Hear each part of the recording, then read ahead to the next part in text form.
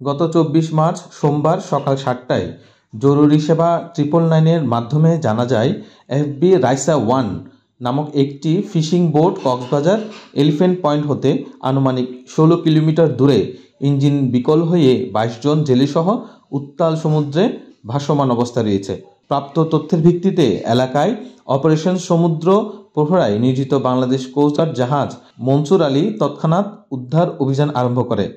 দীর্ঘ ২৫ ঘন্টা অভিযান চালিয়ে অবশেষে আজ সকাল ৮:৩০টায় বিকল হওয়া বোটসহ ২২ জন জেলেকে অক্ষত অবস্থায় উদ্ধার করা হয়। বাংলাদেশ কোস্টগার্ড আমাদেরকে সাগর থেকে উদ্ধার করে আমাদেরকে গাড়ে এনেছে, ওষুধ এবং আমাদের খাদ্য বিতরণ এবং আমাদেরকে অসংখ্য আমাদেরকে খেজমত করেছে। আমরা তাদেরকে অসংখ্য ধন্যবাদ আমরা জানাই এবং কৃতজ্ঞ জানাই। বিসিজি স্টেশন কক্সবাজার জেলেদের প্রাথমিক চিকিৎসা ও খাবার সরবরাহ করে এবং মালিকপক্ষের সাথে যোগাযোগ করে জেলেদের বোটসহ মালিকপক্ষের নিকট হস্তান্তরের ব্যবস্থা করে।